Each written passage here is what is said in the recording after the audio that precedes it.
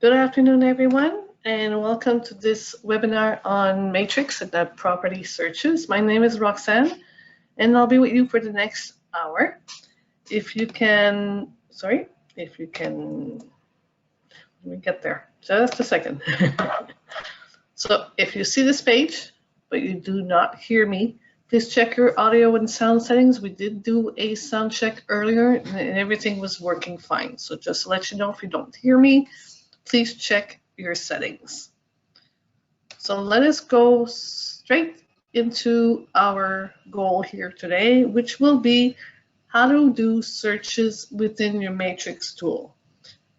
If you have any questions, you can ask them as we go along, or at the end of the webinar, I will have a 10-minute question period where you can ask your questions in the questions box. So basically, Matrix search tool has different categories. So you can have the single family, condos, farms, commercial properties, revenue properties, land, or cross property. So most of them are really simple. Only different one is the cross property. So the cross property, basically, an example I can give you is a house, a townhouse, that is held under condo laws.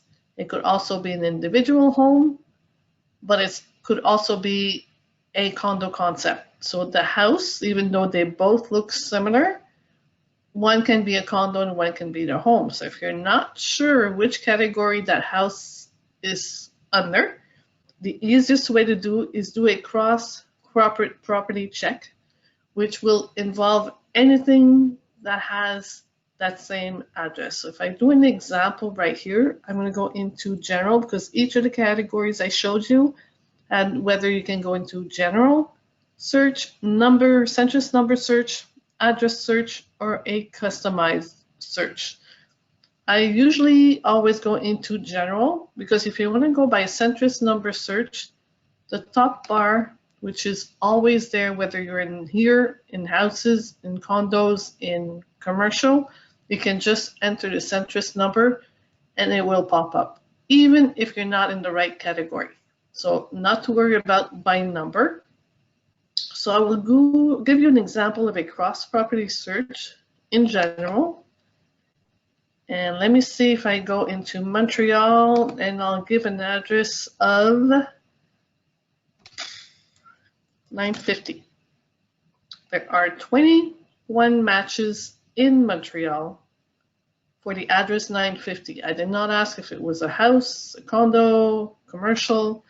And if I see the results, you will see that this is a home. These are condos, more condos, and a commercial property. But they all have the same address 950. So as you can tell, whether it's a house, a condo, or for sale apartment, anything that has the address 950, you can find regardless of the category it finds itself in.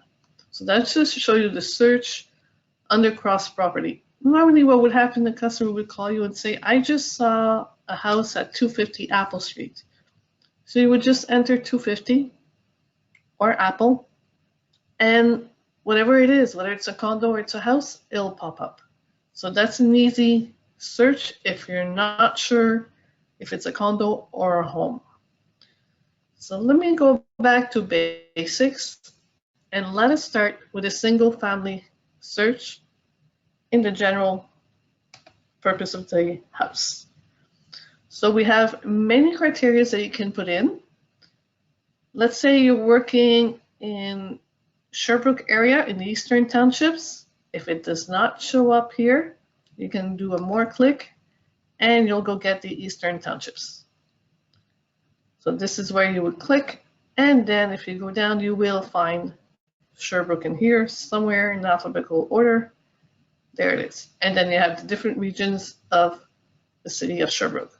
So because I have not gone into Sherbrooke recently, when I log in for the first time, I will only show the ones I have been into recently. So just to let you know, if you have nothing showing up or if you have everything showing up,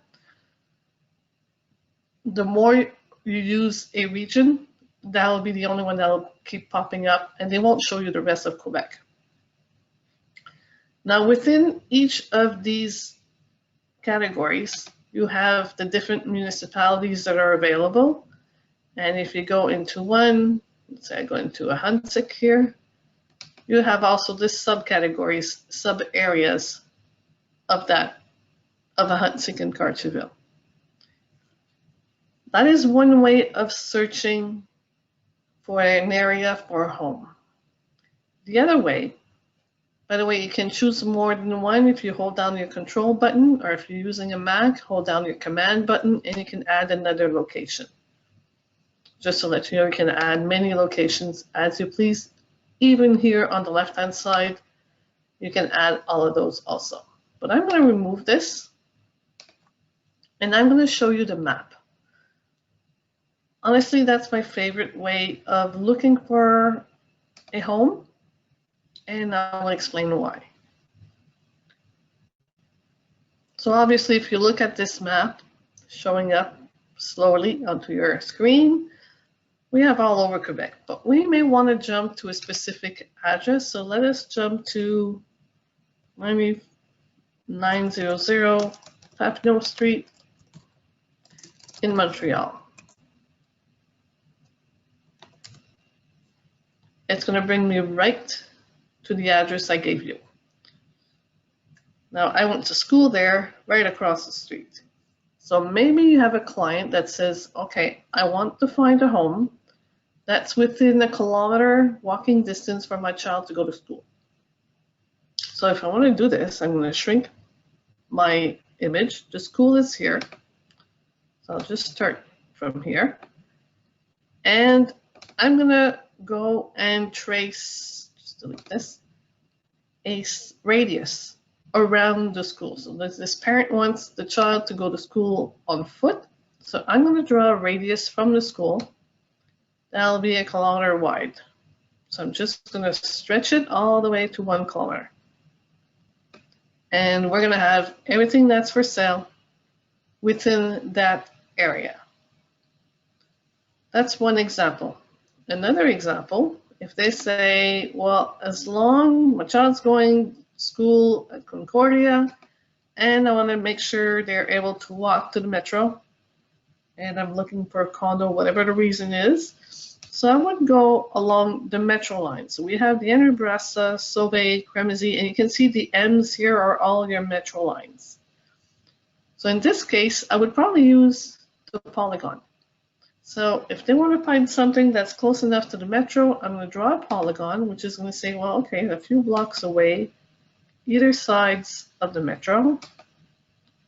I'm going to go like this, and I'll keep drawing.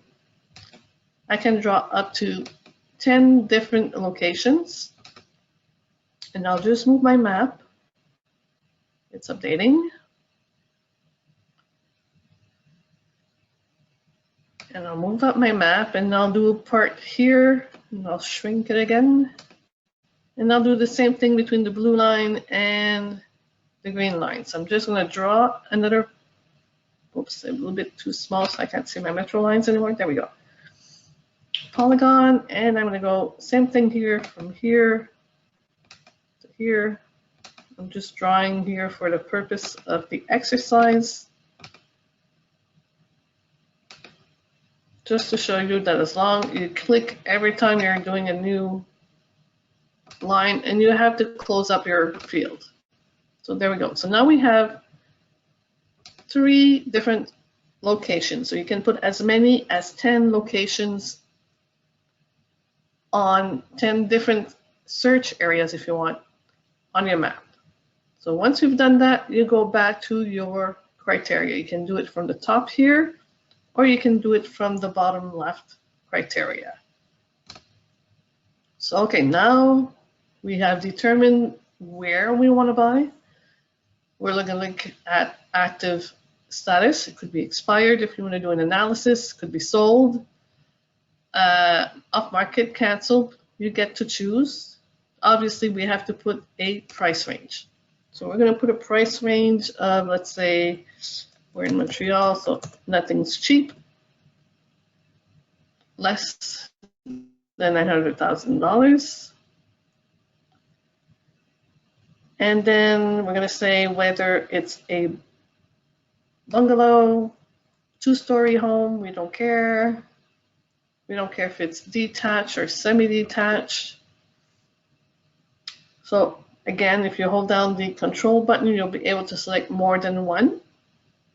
Year built, all these other fields here are all going to be ranges, or before a date or after a date.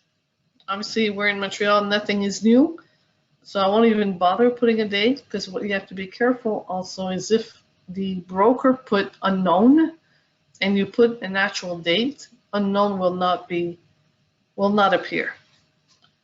So, but you do have the option here of unknown, but that's going to give you only the homes that have unknown construction dates.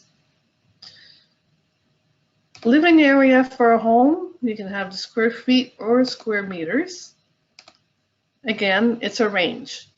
Now, the only thing you may want to be careful about is if you're a new broker, we all learned in school that we have to put the square footage of a home when we're doing an analysis. I would say 80% of the brokers do not put the square footage. So if I'm to put, the system will pick up whatever information you ask. So if I do pick up living area and I specify over even 200 square feet, if a broker did not put the living area, you will not see anything happening. So I'm going to change this here, clear map, and I'm just going to go Laval. So we have 500 matches right now in Laval. For bungalows, half-story, less than 900, let's bring it down a bit. 7, so we have a little bit less homes. We're down to 687. And watch now if I put unknown. 20 matches. So we have 20 brokers that put that the year of construction is unknown. So, like I said, just be careful of what you select. And now of the 687 matches, living area, if I put 100 feet square foot or more, so we're about 25%. 20 to 25% of all the listings, brokers actually put the square footage.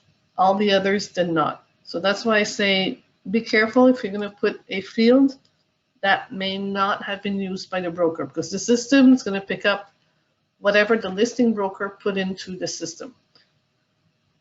The least information they put in, the least the fields will pop up. So let us go now into rooms. So like everything else, you can put a range of total rooms. You can put a range or more than, less than, above ground rooms. Same for bathrooms and powder rooms. So if you have a family with small children and they want absolutely at least 3 bedrooms on top, I've brought it down, but they want a total at least of 4 bedrooms. So we're down to 356. We cut by half already our range.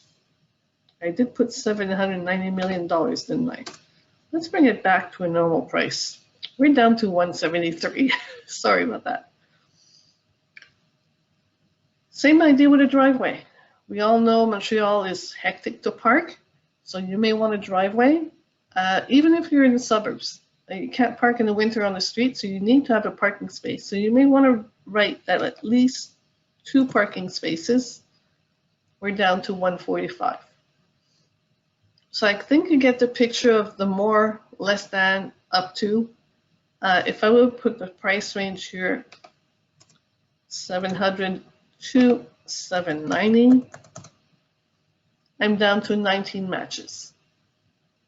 So the system is always going to give you how many houses match what you want.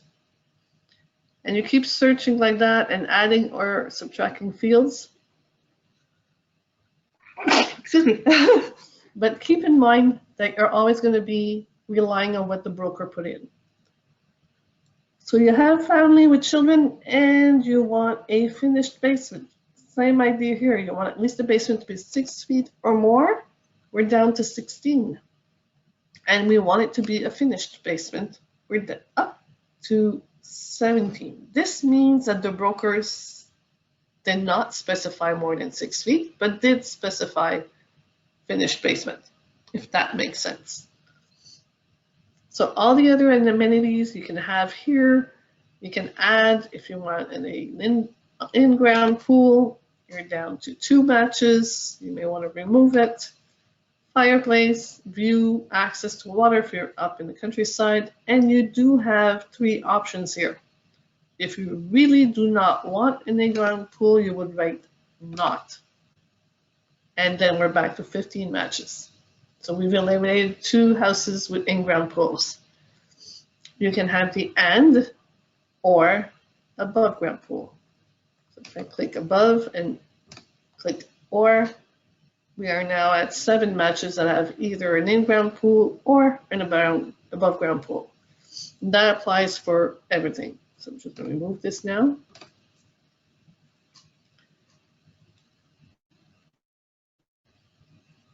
We do have also additional fields that we can add. In this case here, you would add or remove additional fields. I always keep address.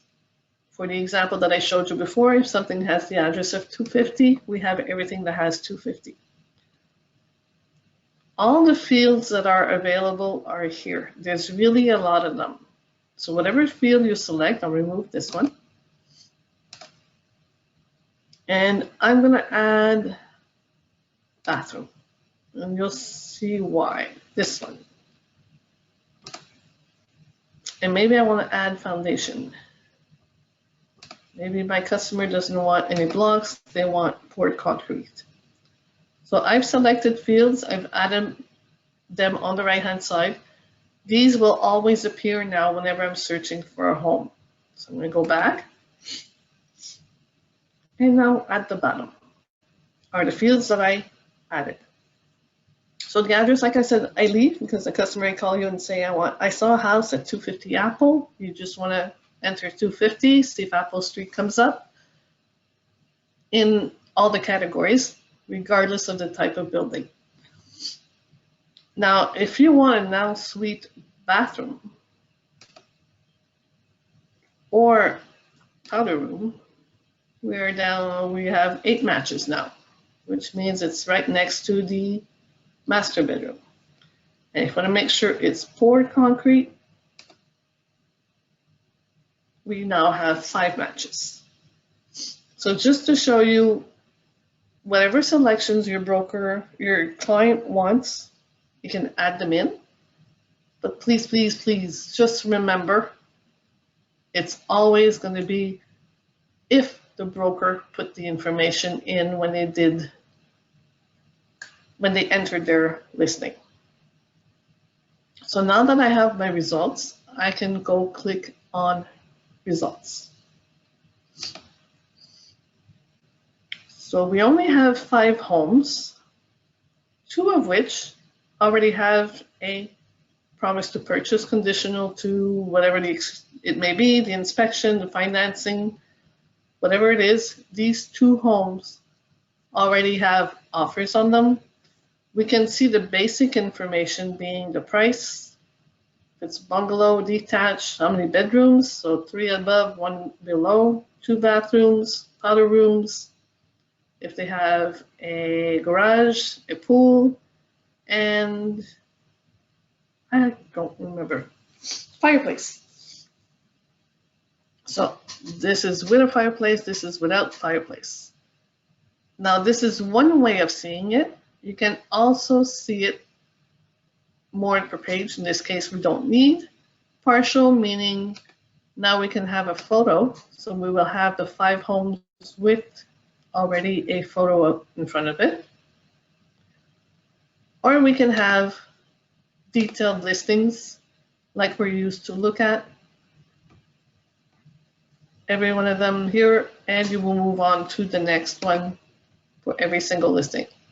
This is just to show you there's different ways of looking at them. Detailed obviously will be 1 per page. Partial you can have 10, you can have 50, 25. And same with the initial partial, you can have it up to 25 listings.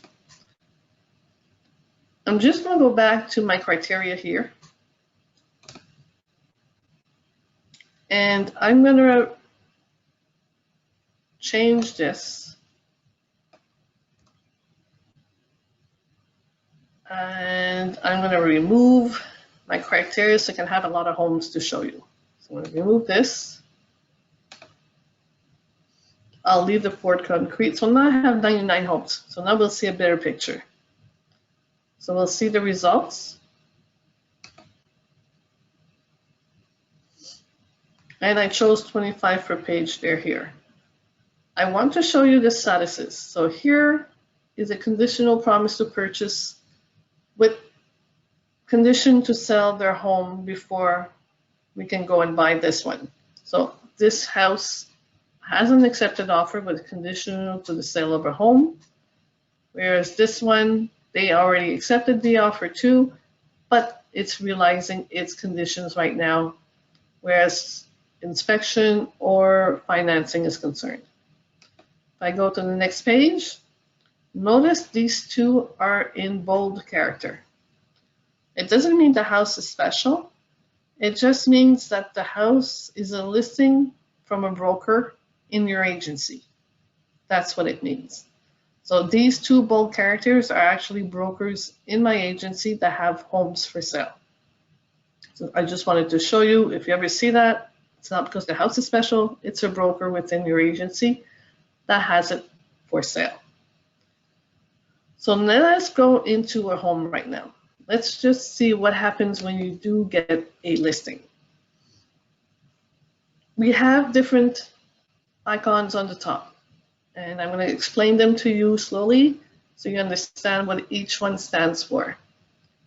So my information about the listing broker is actually going to give you who's the broker, how much compensation they will give you, special instructions if they have any. Notice here the price drop from $699, $649 to $634.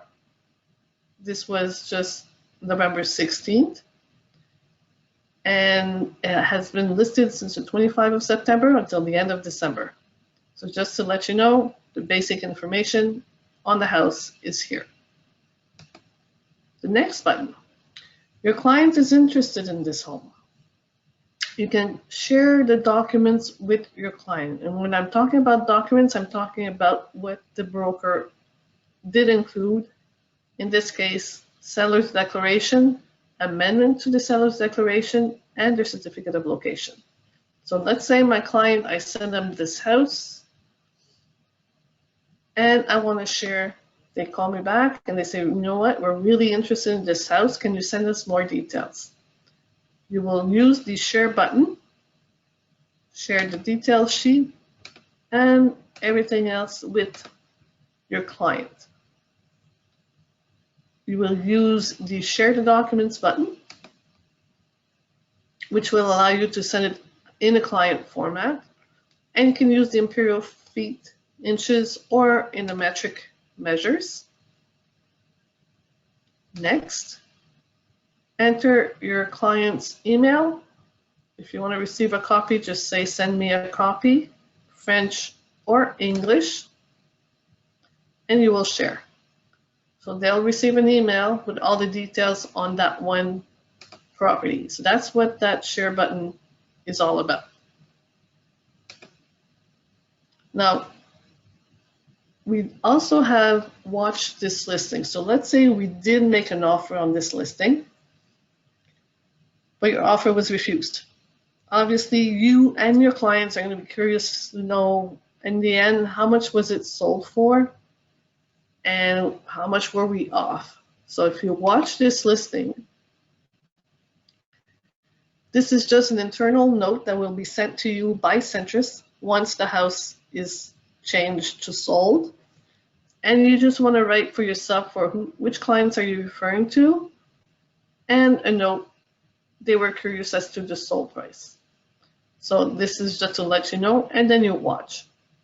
When they do send you the message, You will receive it by email, but you will also have a bell right here with the number 2. So I have the sale that showed up here, that it was sold. And I can get the act if I want to. And another watch listing here. And who was it for? It was again a notarial act. But you can have, it will send you a bell and an email letting you know what happened with that listing. Then you have the walk score, distance to stores, schools, activity on the information of the listing. So basically it's the history of what the broker did for that listing from the moment they listed the listing to making changes. So it looks like this. So all the changes they've been doing, and every single day they start a new listing and then they modified. And if you want to know what they modified, you can just click the button and it's going to tell you they brought it down by $50,000. So you have all the history of that one listing by the broker. Irregularities. This is where in a secretive format, if you want, you can advise Centris that something's wrong with that listing. The two obvious ones that we see often is measurements. Some brokers still enter the house and then say everything is 3 by 3 meters or 10 by 10 feet. We all know that's impossible. So in this case, you can click on irregularities. It's going to send an email to Centris, not to the OECIQ. And you're going to say the measurements are off. So copyright inaccurate assessment. It's somewhere in there. Room size. And you're going to type a comment saying broker entered 10 by 10 on every single room. I know this is wrong. And you submit. So yes, the Quebec Professional Board Centris knows it's from you, but they will not tell the broker who told them. The broker is going to think it's Centris that noticed that all the rooms were off. And they're going to have the corrections done. We want to look professional, so we're helping ourselves look professional towards the public. Once they've contacted the broker, they will send you back an email saying, we have contacted the broker, the message has been transmitted, the broker should enter the right measurements soon. So you're made aware, and it's anonymous in that that broker will never know it was you that sent a message of what was wrong with their listing. I've seen a lot of measurements, and I've seen a lot of declaration by the seller empty. So that was the irregularities. Like I said, the listing broker will not know it's you. Then we have the history. Is this an old property? Yeah, it's 1974. So this is going to be the actual history of this property. It shows you that it's active right now. Last time it was sold by a broker was in 2013. That's what it looked like. And they tried to sell it also in 2012, but it expired and didn't get sold. So some houses you have, I was looking at another one this morning, it was annulled contracts every 2 months. And in my mind is if this seller approaches me, 6 annulled contracts within a year, sorry, but I'm not interested. I mean, I don't know what happened, but it just doesn't look good. So basically, we kept changing brokers every 2 months. So here we have the active listing, and we're also able to see the old pictures and compare them to the new pictures. So sometimes I like to show that to my clients, see the changes that have been done to the house. Oops, sorry, let's go back to Matrix. Let's go back, by the way. You can always go back to your recent searches on the right-hand side. So the search we just did is still here. So if you did like I did, hit the wrong button, we're back to where we were. Let's go back to a listing and continue my buttons. I was almost done. This is your communities. It's basically StatsCan, but dates back to 2016, so there's not much information that's up to date in there. A calculator. This is your virtual tool if you want to see it, and this is so you can send it right into Instanet to create an offer with the information from the listing. So this is another listing from 1993, just for the fun of it, the history. It's the first time it's being put for sale by a broker. Just remember that, it's by a broker. So we've seen the different search criteria. You may want to change them. You can always go back and do more changes and say, okay, now that's really off my budget. How much is for less than 600? And we're down to 52 matches. So you can do changes like this. And finally they tell you, you know what, as long as there's 2 above ground, my second child can go in the basement, but I do want 4 total.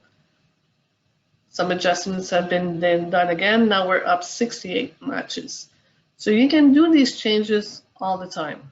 Your buyer wants absolutely a garage with all the kids' toys, not for the car. We're down to 26 matches. So you're able to play around different statuses here. Now, if you're a broker who wants to do,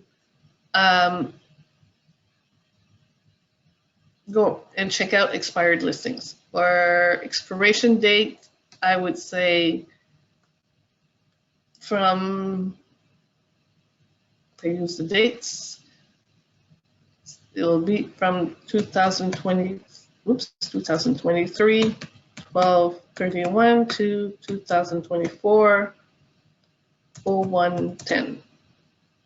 So I want to see how many houses are going to expire between December 31st and January 10th.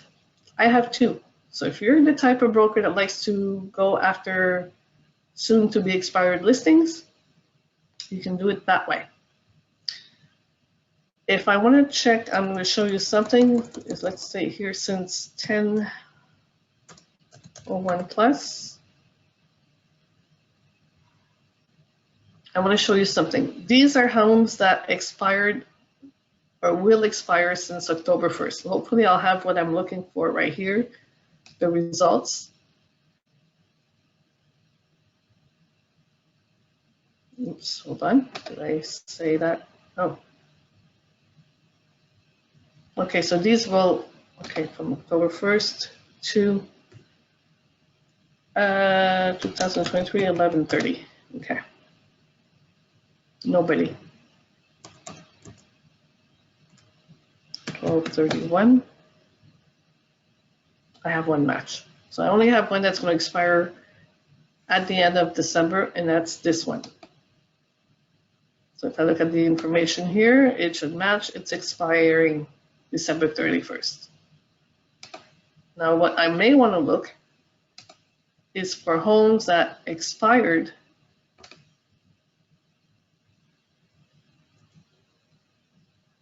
since October 31st.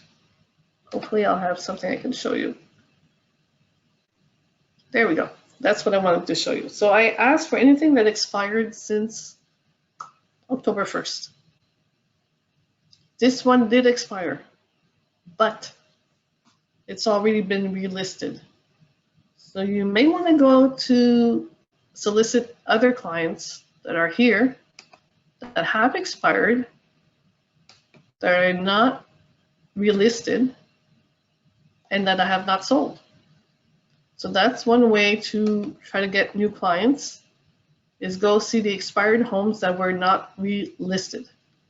So, but just be careful. If it has a red check mark, like we will see here, it's already been relisted. Not necessarily the same broker, but it already has been relisted.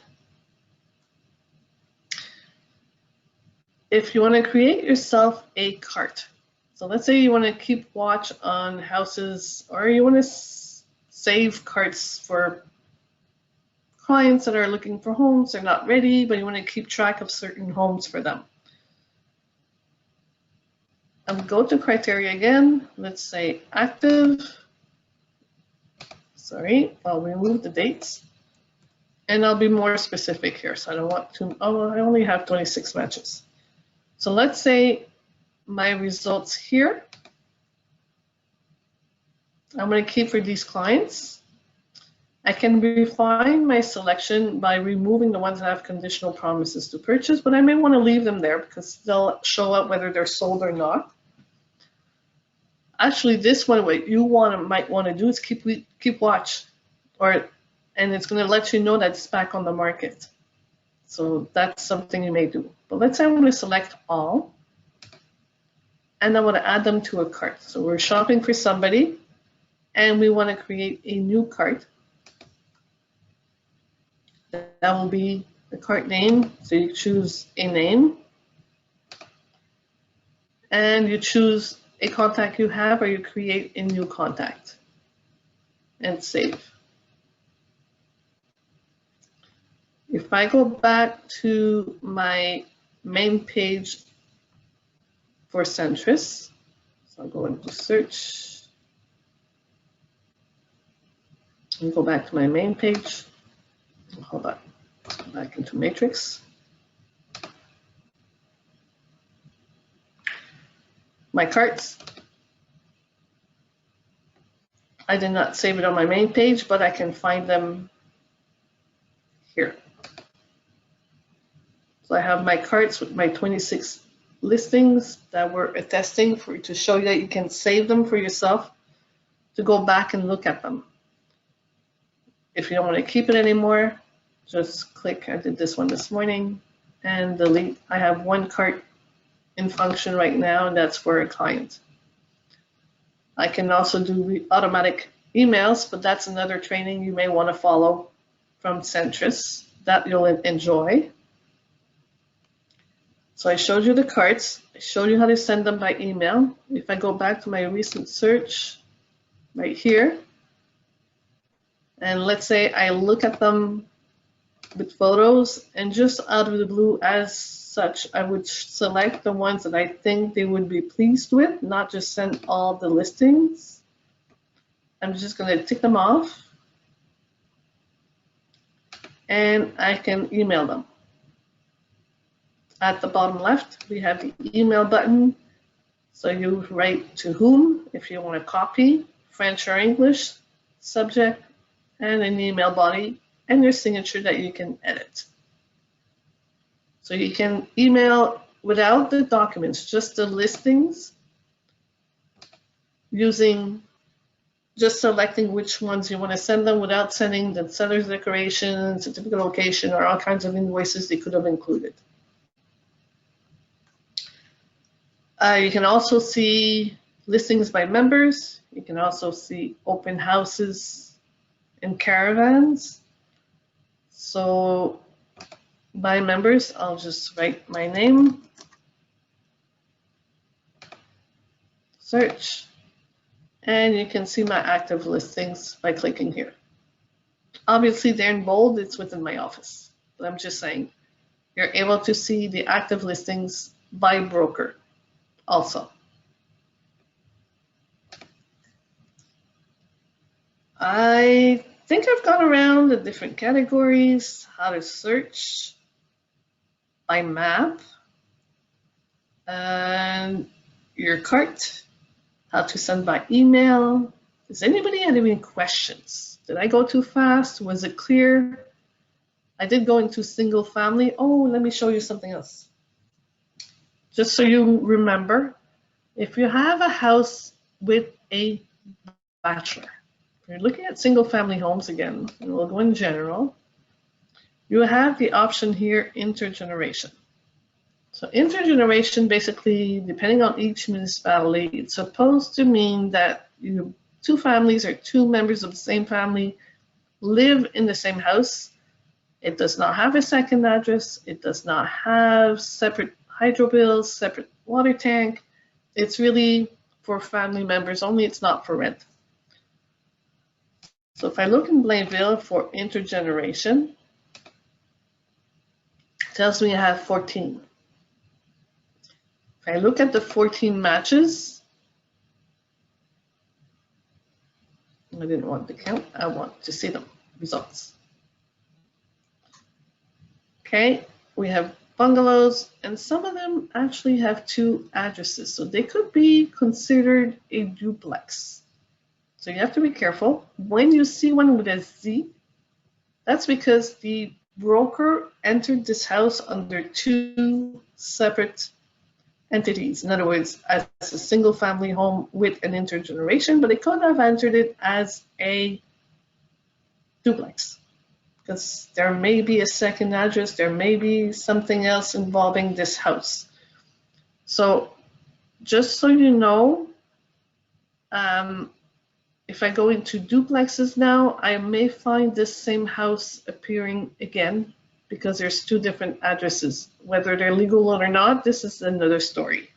But just to let you know, be careful when you're searching for a home with intergenerational. That means it's supposed to be a family member.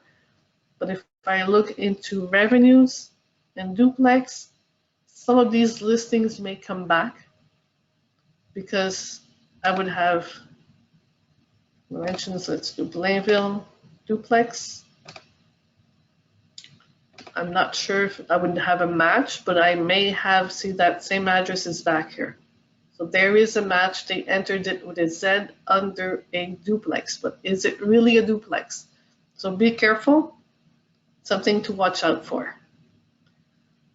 Tamara's asking me, can I set up an email alert to send me expired as they come up for a certain area? You would have to follow the training on auto emails.